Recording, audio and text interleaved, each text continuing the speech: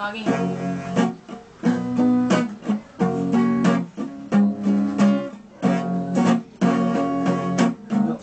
Isang araw sa may tapat ng pintuan, may isang mama at mayroon siyang dalang sulat.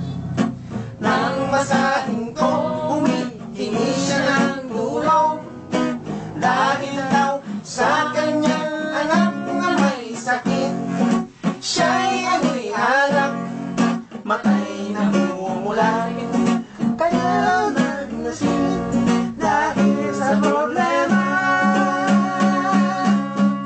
Sa awa ko, tinugod ko ang piso sa bulsa at sabi, ay mama, kulang nagdagan pa.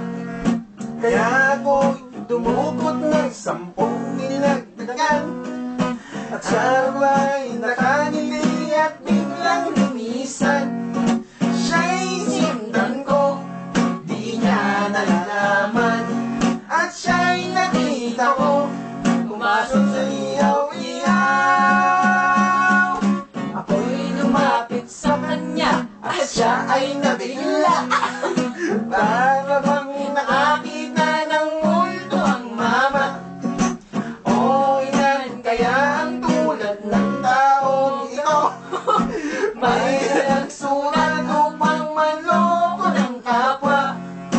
Pag nakita nyo isang taong ito, mag-iingat kayo, baka kayo'y maloko.